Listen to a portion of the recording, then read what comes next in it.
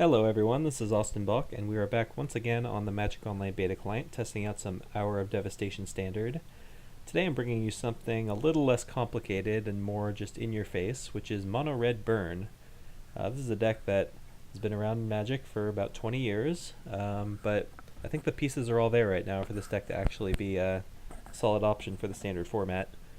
So most of these cards everyone has seen before. There's not a whole lot new innovation going on, but there are a couple key cards that I will talk about.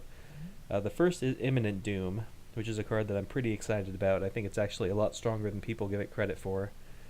So it enters the battlefield with a Doom counter. Whenever you cast a spell with CMC equal to the number of Doom counters, it deals that much damage and then you get an extra counter. So basically the way this plays out is you play it, then you play a 1-drop, this deals the damage to something. Then you play a 2-drop, this deals 2 damage to something. So by that point you've already gotten 3 damage out of it and you're usually pretty happy. But it gets better. Then you cast a 3-drop, it deals 3 damage. 4-drop deals 4 damage. And then post board you have the potential to cast 5 drops. So you can get as much as 15 damage out of this one spell. So this gives the deck a little bit of additional reach that it might have been lacking. It lets you kind of staple an extra damage onto all your spells. The one downside is you do need to start with a 1-drop or you can't get the ball rolling. It has to be exactly 1. But we do have a fair number of 1-drops, so we can sort of set our draws up around it if we happen to draw this. But I think it will end up being pretty strong, and I'm happy to test it out today. But the other new card that I wanted to talk about, which I think is actually the critical card that makes this deck playable now, is Ramunap Ruins, which is a land, a desert. You can pay a life to make a red, or you can pay 4 and tap it, sack a desert to deal 2 damage to each opponent. So originally, part of the problems with this style of deck was that if it floods out, you just kind of lose.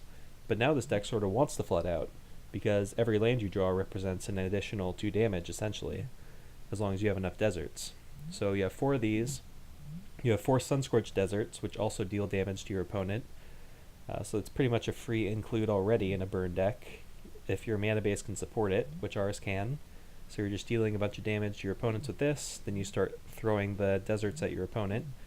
We've also got Hostile Desert, which taps for colorless. It can become a creature sometimes in the late game, which is useful. Otherwise it's just another desert to throw at your opponent.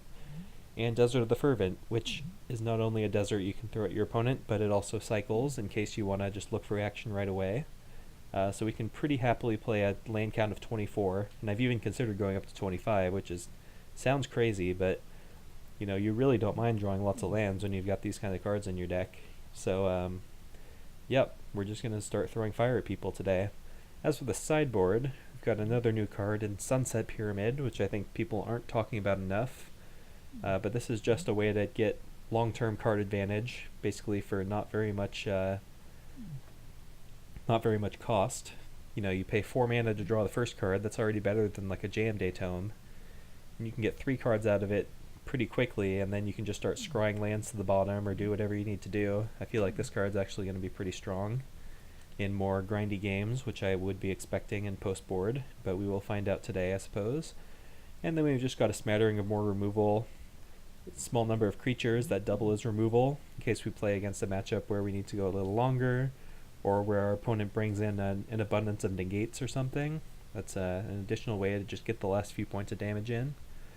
So yeah, this isn't normally the sort of deck I like to bring to my channel. I usually go for more combo-y, grindy, mid-rangey, value decks, but I'm actually kind of excited about some of the new additions to this deck, so we're going to try it out today.